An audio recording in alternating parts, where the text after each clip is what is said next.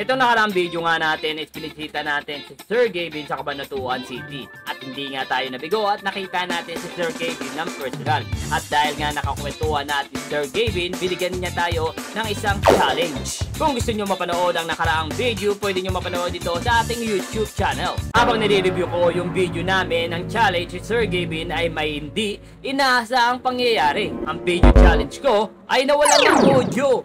Nawala ng audio! Bobo ka kasi. Ayan, tingnan mo yung Facebook. Solve yung problema mo. Ingat!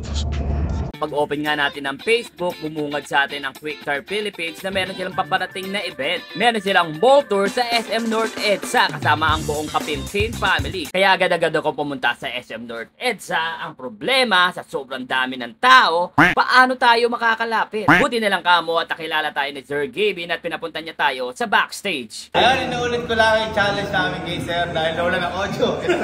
Ito na yun. Ayun, yung sticker kailangan mabenta ni Sir. Pero worth 20 pesos lang dapat, Sir. Tapos ano sinabi ko nun? Kailangan maging quick tires. Dapat maging quick tires na gulong at saka ibigay natin sa mga rider. So ayun guys, challenge natin. Good luck, Sir. Good luck. Ayan. Ang goal sa challenge na ito ay kailangan natin maibenta lahat ng sticker na ito sa halagang 20 pesos. And then yung 20 pesos kailangan natin palaguin at maging quick tire na gulong. And then yung quick tire na gulong kailangan natin ibigay sa mga random riders na ating mapipili. Kaya agad ako pumunta sa motor shop para alamin kung magkano ang halaga ng quick tire na gulong para malaman natin kung magkano ang ating target money. Ano po pangalan na, sir? Matthew. Tatanong ko lang, sir, kung magkano po yung quick tire na gulong. 80, 90, 80, ano yan eh. Bigayan natin dyan, 2.6.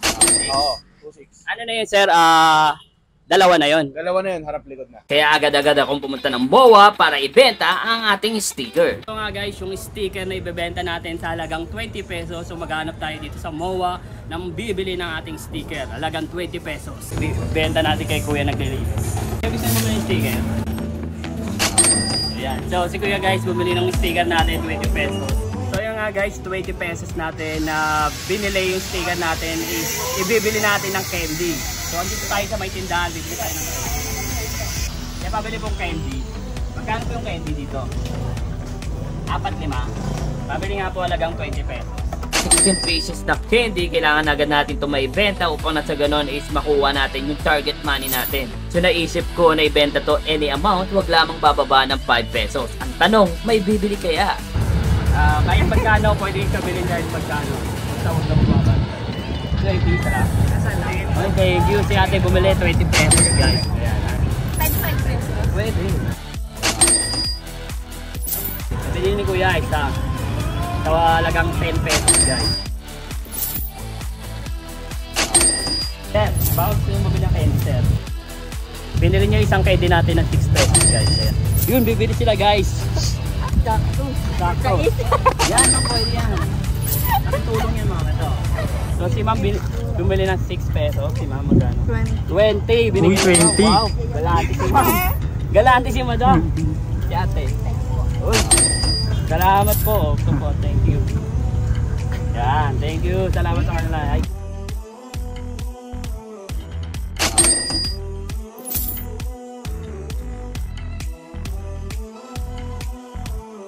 Lahat na po yan. Oh guys, ang laki ng biyaw. Bigaw. Times 100. Wala. Sorry guys, wala na. Inubos ko na po. Sige po. So yun guys. Thank you. Thank you. At ayun na nga, agad-agad tayong pumunta sa pinakamalapit na tindahan ng candy at bumili tayo na 5 pack ng candy. 39 pesos ang isa, so may tira pa tayong 17 pesos. Candy na nga ang pinili natin guys kasi mas maraming tao ang makaka-afford nito kaysa sa mga mamahaling na ibibenta natin. So sa aming pagbalik ng MOA, may nakita akong poster ng kandidato kaya kinuha ko ito at gagamitin ko ito bilang karatula at nagsulat ako ng candy for a challenge. So pagbalik nga natin is nakita natin si Yankee doon sa MOA at sinamahan na tayo niya para sa ating challenge. Sama natin si Yankee, tutulungan niya tayo. Tutulungan natin sila Kuya sa mission natin.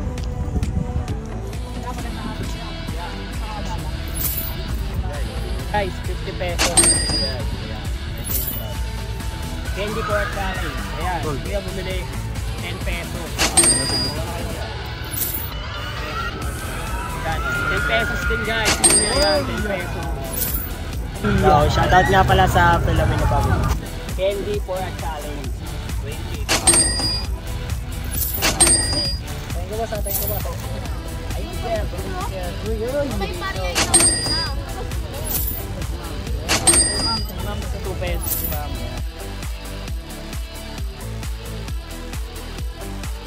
Kaya pinakamalaki, 11 pesos. Ayan. Hello. Tingnan na yan. Yung super guys, ayan, binili niyo. Okay lang. May challenge kasi ako, candy for a challenge. Kuya, sa ito, kuya, sa ito. Dalawa sila. Kuya, kumuha ng 5. Kuya, 10 pesos. Ito yung natin. Sa kanila guys, 10 pesos. Hey! Dagdag siya atin, 20 pesos. At ayun na nga, mahigit 3 oras natin pagtitinda, nakalikom tayo ng 1,214. Ubos na yung candy, kaya kailangan natin bumili ng 4-pack. Dito tayo ng 4 na balot na candy. Guys, lang po. Big time din po yun. Hindi po kuya, baka gusto nyo bumili. Candy for a challenge. Ano po? Lahat na to? Opo. Oh guys, lahat na to daw, 20 pesos. Uy, 20. Big Okay, wag. guys, bumili sila 20 pesos guys. Ayan. Bumili sila 20 pesos guys. Ayan. Ito, hanap tayo. Gagi dun. Saan ba? May parang ano, nakabonet. Ito. Nakabonet pero alatang kulot. Alatang kulot. Pero dito tayo Dito tayo sa kabila. Oo. Tara. Ayan. Ay ma'am, sir. Okay. Alat na daw. So ito guys, binili niya dalawa 20 pesos. Dahil napagod tayo, tumayo na lang tayo sa gitna at doon tayo nagbenta ng candy. Hanggang sa dumilim, usin natin itong candy na to. Sa ating pagbebenta ng mahigit 1 buong araw, nakalikom tayo ng 2,937 pesos. Kaya agad-agad nga tayo sumugod dun sa motor shop para bilhin yung 2 quick tire na gulong. Buti na lang kamo at bukas pa itong shop na to.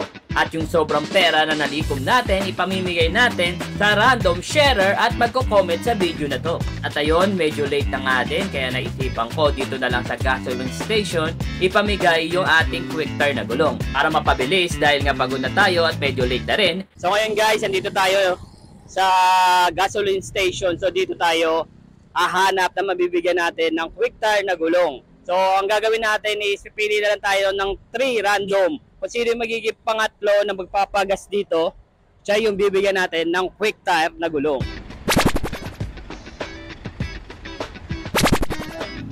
So yun na nga guys, nag-aabang na tayo ng pangatlong riders dito. Kung sino yung lucky pangatlong riders natin. Ayun, si Kuya, sakto.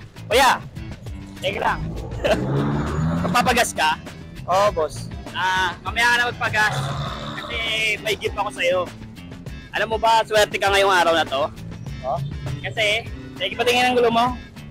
O sakto, pudpud na yung gulong niya, oh. Pudpud na yung gulong mo, kuya. Kasi may bibigay ako sa'yo, pre. May bibigay ako sa'yo yung quick tire na gulong. Ano ba Yun. Yun, maagang pamasko yung boss. Oo. Maagang pamasko talaga yan ni Sir Gavin. Sir Gavin, oo. Kilala mo ba Sir Gavin? Oo, nakapalo ako Sir Gavin, tsaka si Chef Alin eh. Kasi challenge tayo ni Sir Gavin. So, yung challenge natin from sticker, naging quick tire na gulong. At ngayon, ikaw yung lucky winners natin ng quick tire na gulong. Ano ba sabi mo Yes. doon? Uy, maraming salamat Sir Gavin. Salamat. So, ayan, kunin ko lang yung quick tire na gulong mo, ha. Uya, ito na yung quick tire na gulong mo. Bagong-bago yan, oh. Ano sabi mo? Eh, sakto yan doon. Maraming salamat Sir Gavin. Salamat sa maagang pamasko sa gulong na to, sa quick tire, Maraming salamat sabi din. mo, quick tires, baka naman.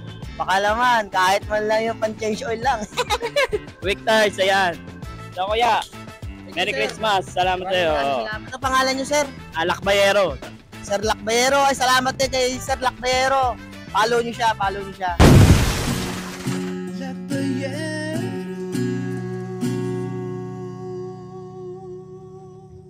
At ayun na nga, kada end of our video, meron tayo isa-shoutout na 2 loyal subscriber. I-comment nyo lamang ang hashtag na ito kung gusto nyo magpa-shoutout sa ating next video. And shoutout to Dale Matthew and Aaron Delegani 7466.